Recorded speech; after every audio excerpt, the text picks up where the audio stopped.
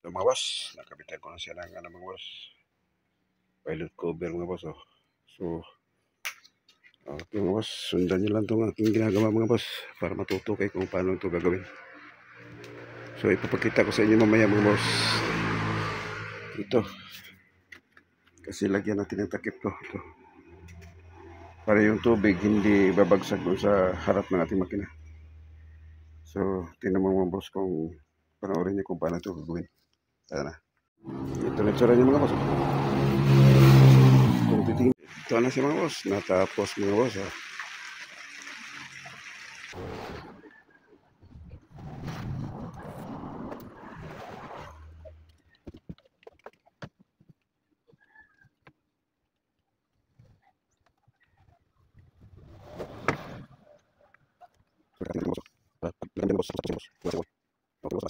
Ayan mga boss. So, kitang-kita mga boss. Walang awang mga boss. Tapos ikating natin ito dito mga boss. Kailangan uno lang po ang ano dito. Ikating natin dyan. Ito mga boss, tipinsa lang po sa tubig na tatalsik. Para hindi diretso dun sa ating ano. Makina kasi pag walang takip ito mga boss, dito dadaan yung tubig. Dito sa gilid. Yan dadaan yan. At saka yung dito din sa sulok nito, nabubulok din ito mga boss pag na laging basa. So kailangan dipinsahan natin mga boss, takpan natin. Okay mga boss. Ito na itsura niya mga boss.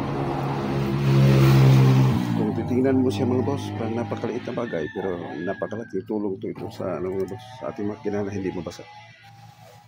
Yan. At saka magandang tingnan ng ating ano mga boss, bangka.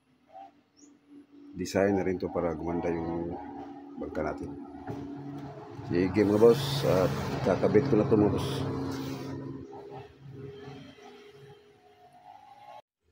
At ito naman boss ay dipinsa na ang ating ano dito sa ating pakpak na pag tumalsik yung tubig, ito yung sasangga. Kaya ganito na itsura niya mga boss. Kabilaan pa yan mga boss. Diba? Ganito lang kadali mo ka na mga boss. Oh. Yan.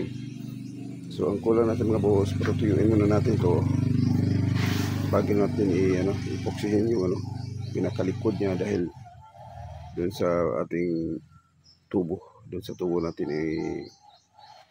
lagyan natin ng marami epoxy sa likod. At saka lagyan natin ng mga boss, lock.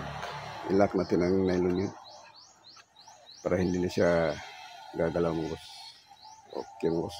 Ito na siya mga boss. Natapos mga boss. Ha. Ito na forma niya mga boss. Ayan.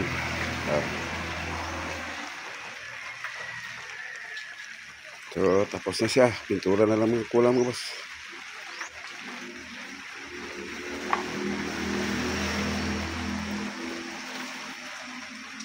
Okay. Pintura na lang kulang.